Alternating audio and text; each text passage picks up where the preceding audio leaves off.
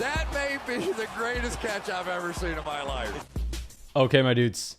I know that a lot of people are currently in their fantasy football drafts, and I mean, I think that there's probably nobody better than myself to go through and talk about some cheat codes that I've noticed in fantasy drafts so far this year, because y'all know I live stream every single night real money fantasy football drafts, and we have done probably 200 at this point by the time the video comes out. So make sure you subscribe to the channel. We're going to continue to live stream every single night. We're going to continue to make videos every single day throughout the entire season, and drop a like on the video while you're down there.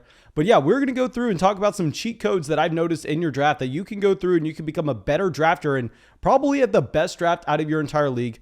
But before we get into it, guys, y'all know I have to go through and I have to talk about my favorite place to draft fantasy football leagues in 2021. And that's going to be on Underdog Fantasy. This is where we've been drafting pretty much every single night for the past like 6 weeks now. I've been having so much fun doing it. And what is unbelievable right now is if you sign up for Underdog Fantasy with promo code FLOCK through the link in the description of the video and you deposit $10, you actually get not only $25 added to your account. So you get $25 to go out there and get into some fantasy football drafts.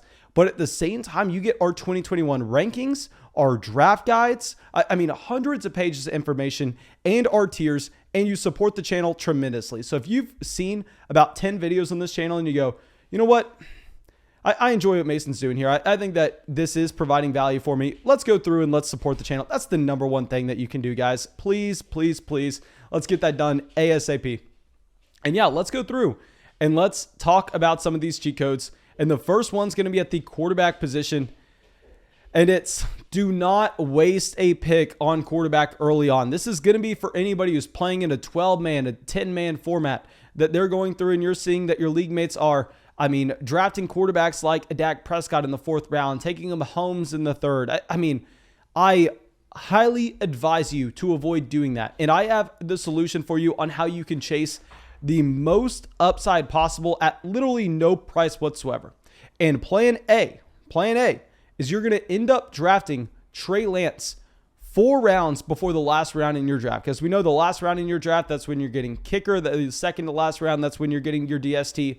But the 4th to last round in your draft, you draft Trey Lance. With Trey Lance's injury, I mean, I've been seeing him fall there consistently. I've been talking to people on Patreon where Trey Lance doesn't get drafted at all, which is unbelievable to think about. I mean, Lance is someone that needs to be rostered in every single league. That you're looking at a quarterback like this and you're going, okay, well, clearly he has fantasy league winning, league breaking level upside, because we have never seen this before ever at the quarterback position. And for the love of God, go to the comment section and tell me if I'm wrong in saying this.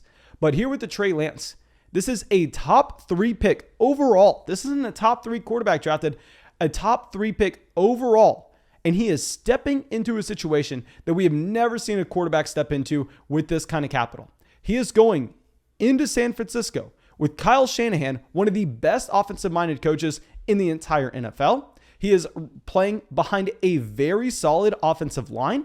He has the best tight end, and I know that's going to be very controversial. I will say that he's actually only my tight end 3 in fantasy, but from a blocking perspective, as well as what he can do with yards after the catch, I mean, George Kittle, if you were going through and you were building an offense, there'd be very few players that you would take outside of Kittle. I mean, he is going to be drastically raising the overall efficiency of this offense coming back healthy in 2021. He has Brandon Ayuk as his wide receiver 1, who was extremely promising his rookie season. He has Deebo Samuel going into year 3. Deebo Samuel, not a massive fan of him, but he's still a very good wide receiver 2 for an NFL offense. So you're just checking every single one of these boxes for a Trey Lance and going, okay, this is a quarterback that has one of the best situations you could ever find in the NFL. And on top of it, what you love to see, and Thomas will throw up the stats right now for everybody. I mean, look at what he did as a rusher in one season. One season. And keep in mind, guys, that in college, those numbers that you're looking at, I mean, you actually have sacks counting as negative rushing yards. So the pure rushing yards, at least from an NFL standpoint, would have been a little higher. And you look at his frame as well, and you go, this is someone that can take a hit. This is someone that can go and get a ton of rushing touchdowns at the goal line. So this all screams that Trey Lance has top 5 overall quarterback upside. And now, yes, we have to be a little worried that, he's not going to be starting the beginning of the year. I've been on record saying that before the injury, I was guaranteeing everybody that Trey Lance was the starting quarterback by week 4, because out of the last 10 quarterbacks that we have seen get drafted in the top 3 of the NFL draft, we actually had 9 out of 10 of them starting by week 4. I thought there was a real chance that he started week 1, week 2. Now that's probably a little bit lower considering that he has that injury. I think that it's going to more so be a spot where they definitely want to make sure he's 100% and he has just practice after practice after practice nailed in going into the season before he takes his first start. But if you draft Kirk Cousins the round right after, so if you draft Trey Lance, then Kirk Cousins, you are perfectly fine. And what you're going to get is at a cost that is nothing to you, because obviously all your league mates, they're going to go through and they're going to draft the quarterback ones. They're going to stop at about a Ryan Tannehill, and they're going to stop drafting quarterbacks for a very long time. So you're going to get these guys at a price that is nothing. And if you look at what we're going to get from Kirk Cousins with his opening schedule to the 2021 season, he plays the Bengals week 1. That's a smash, a very bad defense. That's going to be a shootout. He goes up against the Cardinals week 2, a very bad defense. That's going to be a shootout. He goes up against the Seahawks week 3. I know the Seahawks, everybody thinks that they have an okay defense because 4 or 5 years ago, they don't. They have a very bad defense. Yes, they bring in the highest paid safety in the NFL this season. That's going to be a lot better whenever Adams is healthy for this year. But still, Seahawks, not necessarily a great defense. Now they have to go up against the Browns. But at that point, you would hope that you actually have Trey Lance starting for you. So you're going to get 3 great matchups for Kirk Cousins before you actually get to start Trey Lance. And even if Lance starts and you go, you know what, I don't want to roll out Trey Lance as our starting quarterback right away, Mason. Well, great news for you, because after the Browns game, they play the Lions, the Panthers, and the Cowboys. So, maybe this speaks on also we should be trying to go out there and draft as many of those Vikings players as possible and then end up maybe selling them halfway through the year based on this schedule looking fantastic for them at the early part of the season. But if you go and you just wait until the very last 2 rounds in your draft, obviously right before you draft your kicker in DST, and if you take Kirk Cousins, Trey Lance, I think that you could get top 6 quarterback production throughout the entire season at no price whatsoever. Okay, so now let's go over and let's talk about the tight end position. And here with tight end, I have made videos on this demonstrating the exact historical numbers based on what we have found. And I think now that we have had other injuries to the position, this is more true than it ever has been. So y'all know I break down teams every single day over there on Patreon through podcasts for anybody joining the Flock community. And here, a big thing that I want to focus in on is a trend that I have seen with these drafts that I'm breaking down. So in my opinion, the casual fantasy football drafter, they're doing a very bad job of understanding like the tier of a Mike Gesicki, a Dallas Goedert, and the tight ends in that range. And I think that they are reaching on them dramatically. Like if you want to get those mid-tier tight end ones, of course, this is not going to be the TJ Hawkinson, the Mark Andrews, the Kyle Pitts. Those guys are a clear tier ahead. But the tight ends from tight end 7 to about tight end 12, those guys are all going way too high in fantasy drafts compared to them going ahead of receivers like Antonio Brown, Tyler Boyd. It makes no sense whatsoever. So to avoid you having to overdraft one of those tight ends, what you need to do is you need to either A, draft the top 3 option. And I have been advising everybody to do this, especially if you read our 2021 fantasy football draft guide. You have seen this laid out with real numbers and why it's so much more important for you to be getting that elite level tight end if you're playing in like an 8-man or a 10-man format. As soon as you get smaller from 12-man, the smaller and smaller and smaller you get, the more valuable that those tight ends are. So I've been advising everybody, if you're drafting at the back half of round 1, get Travis Kelce. If you're drafting at the beginning part of round 1, say you have a top 4 pick and you go, you know what, Mason, I really want to get a bell cow running back there. I really want to take someone like an Alvin Kamara. Of course, take Alvin Kamara. That's no problem. But what you want to do is from there, then you actually want to grab Darren Waller in the second round. I mean, Darren Waller in the second round, he's going to be that cheat code because you may be looking at the receivers that he's going around. You may be looking at him going next to DK Metcalf and going, well, Mason, I really want Metcalf here. I really like DK Metcalf. And what I will say to you is when you take that tight end, you set yourself up for later in the draft when your league mates are having to reach on the position to fill a need.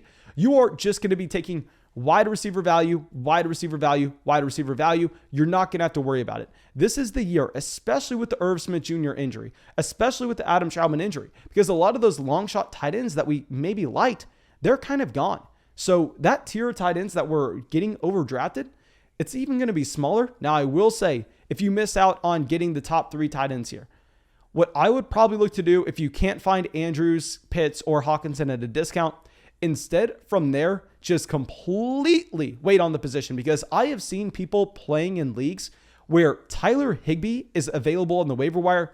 That should never be the case. I mean, with Tyler Higbee, now that Gerald Everett is in Seattle, now that they bring in Matthew Stafford, I mean, this is a way better situation. I hated him last year in fantasy drafts. He was getting way overdrafted, but now in 2021, he's actually in a much better situation. And if you can get him for literally nothing, then Higbee is 100% a player that I want to see. But yeah, this next cheat code is get the elite tight end or don't draft one in the middle rounds at all. Get the elite tight end at the top or just wait until the very end of your draft and load up on a running back and receiver value in the middle rounds. Okay, so now this next one, this is something I want a lot of people to do. And this is more so if you're playing in a league that's very active with the trading, very active with the owners going out there and being able to move players. What I actually like to do is do not go to quote unquote Yahoo's like team grade or whatever. That's bullcrap. I mean, that doesn't mean anything. I have no idea how they do that service. It's horrendous. What you want to do is you want to review the draft board after you are done and make a mental note from each owner in your league and talk about what you think that they did was well and any trends that you actually see from their value perspective and how they're constructing a roster. And as soon as you see someone that you're going through and you're looking at their draft and you're going, wait, what? He took Nick Chubb at the 106. You automatically write down, this guy has no idea what he's doing about. This guy is the person that we need to send trade offers to every single week. And if you see someone on the other end of the spectrum where you're going through their draft and you're going, yeah, I would have done that. I would have done that. I would have done that. I would have done that. They had a fantastic draft. Then you kind of already know that, hey, that is a player that thinks very similar to what I do. Maybe we shouldn't be sending them offers because A, they're either pretty smart, or B, I mean, we're going to like the same players anyway. We're going to want to have the same roster construction anyway. So it's going to be a very hard chance to get a deal done there. So go through and look at the drafts from the owners that, I mean, A, look like they didn't know what they were doing, or B, just had a completely different strategy than you. And those are the guys that you probably should be pursuing as trade partners this upcoming season. And now our next cheat code is going to be at the very end of your draft. Okay, so this is going to be in the rounds right before you take Trey Lance, Kirk Cousins. And what we really need to be accomplishing in these last rounds is we need to be going into it with the thought process that it's all upside, upside, upside, and nothing else matters. Because what we really need to talk about is the fact that teams are making mistakes in drafting roster cloggers. They're making the mistake of drafting someone at the end of their draft like a Diami Brown, of someone that, yeah, could have some talent. But the problem is we need to remember, guys, while we think that we know a lot right now before the season starts, we know a very, very, very little. I mean, we can go through and we can try to project what's going to happen, but there's going to be so much volatility that I think as soon as we get week 1 under the books, I can promise you this. Think about all the injuries we have seen just based off of the preseason. As soon as we get week 1 under the books, there are going to be a million different trades that you're wanting to go out there and make. There are going to be a million different waiver wire pickups that you want to have. So those last few draft picks, if you're going to be rostering depth receivers in that range, if you're going to go out and you're going to say, I want an Amari Rodgers, I want a Diami Brown, some of these rookies that we may like at the end of the season, but they're not doing anything for us now. What the hell are you doing with those picks? Because all you're doing is you're locking up those picks and saying, okay, well, I didn't draft this player for week 1. I don't know what he's going to be right away. Can we just hold out to the rest of the season? No, you don't want to do that. I actually just recorded a video where we went through and talked about some waiver wire running backs that you want to pick up. And I think perfect guys to roster. I mean, if you're playing a shallow format, go get those elite handcuff running backs. Get someone like an Alexander Madison, because we already have a good idea of what Alexander Madison is. You can sit there, see if he's going to have that backup role in week 1. If anything happens to Dalvin Cook, then all of a sudden you have a league-winning player. Whereas if Dalvin Cook stays healthy, then, I mean, who the hell cares? If you see an opportunity to go pick someone else up, you can go and you can make that switch right away. I mean, that's called a high upside, low floor player. You don't mind cutting them, and at the same time, there is a path for them to see an elite ceiling. That's what we are looking for before we get to the season, because we know we're going to want to make those waiver wire pickups after week 1. To go along with this, what you're also going to find are some other players that could be intriguing and guys that we're trying to see what their role is going to be this upcoming season, but they're not a rookie. They're not a guy that we have to go, okay, well, they're definitely going to have a role in weeks 14, 15, 16, 17. But I mean, those players are just going to be guys you want to be picking up in week 8 instead. Go and instead, another player that we actually mentioned on that waiver wire running back video, someone like a Tony Jones would be a perfect example of this. Or if you roster Tony Jones in a very deep format in your last spot, I mean, all of a sudden, if he comes out, if he's the running back 2 in New Orleans, well, I mean, yeah, he's worth that roster spot. You can keep him, hold him there. But if he comes out and it's Alvin Kamara, and then after that, it's like Latavius Murray and Tony Jones each getting some work, then no, I mean, you already got your answer. You can feel completely safe about going out there and cutting him, moving on, picking up someone from the waiver wire. So in the last few rounds, make sure you're avoiding the roster cloggers. Make sure you're getting guys that you're going to be willing to cut. I know it's extremely dumb to say that. I know that it should be kind of obvious, but it's a mistake that a lot of people make because you don't want to be missing out on the James Robinson. You don't want to be missing out on the Myles Gaskin. You want to be the owner that can pick them up after week 1. So in your last few rounds, get guys that you know can either boom or bust, and you can cut them after week 1. So now let's go and let's talk about our last cheat code. And this is how I want y'all to be going through and just kind of attacking your drafts this year. So instead of using the ADP from whatever fantasy site you're playing with, I will say Underdog Fantasy, they have a fantastic ADP list. I don't know if this is because Underdog is only 18 up. I mean, you have to be at least 18 years old to play. And also, they're all real money drafts. There are no mock drafts. That ADP list, feel free to go in and draft based off that list because that's going to be very close to what you're actually having in terms of how I would value players. It's shocking how good that ADP list is. But if you're playing on like ESPN, Yahoo, anything like that, the ADP there is going to be so bad because it's skewed by like a lot of kids in high school that are going through and doing like mock drafts all day. I was one of those kids a long time ago, so I'm not trying to talk bad about those, but I will say, I mean, the ADP list there is going to be horrendous. So what I would rather you do, to be honest, is I would rather you do a 3-step process. First, create your own rankings. Create your own rankings. That way you have a decent idea of what you feel on players and guys you want to go out there and target. Then go, and after you sign up for Underdog Fantasy with promo code FLOCK, make that $10 deposit, and you have our 2021 rankings. Combine those rankings, try to create a little bit of an average in that, and then take that new combined ranking list and then go and combine it with the ADP for the fantasy site that you're going to be playing on. Because what that will do is that will take, I want to say our opinion should be worth at least something, and we should at least help you a little bit with your draft. And then also it takes your own opinion into it as well with the players that you're going to want to get. And just say a perfect example of this is like a Laviska Shenault. I have Laviska Shenault maybe ranked as a 7th round pick. If you do as well, then you don't need to draft him in the 7th round if you're drafting on a site where people don't necessarily know what they're doing, like ESPN, and he is going in the 12th according to ADP. If you combine your rankings list and the ADP list and you create an average from that, instead if you draft based off that average, you're actually going to still be able to get the guy that you like. However, it's going to be at a big discount. So that's definitely something that I would recommend to go out there and do. I think it's a way that you can still go and get the players that you like, but not having to overpay to do so, and you can make sure you're still getting them at a value. Now, thank you, my dudes. I really hope y'all enjoyed this video. Of course, go down there, drop a like, subscribe to the channel. It helps us out so much. And also use promo code FLOCK on Underdog Fantasy. You can find the link in the description. When you make a $10 deposit, you can come out, get in some drafts with me. You can hang out in the live stream with us. You can also go get our 2021 rankings, our draft guides, get $25 added to your account. It's literally a no-brainer. But yeah, that's all I got for you, my dudes. I hope you have a great day, and I hope I see you all at the live stream tonight. Thank you to everybody supporting the show on Patreon. We got some new members in MCGC, Brian, Matthew, Craig, Ian, Woody, Colt, Marcus, Jack, and Nicholas. Thank you, my dudes.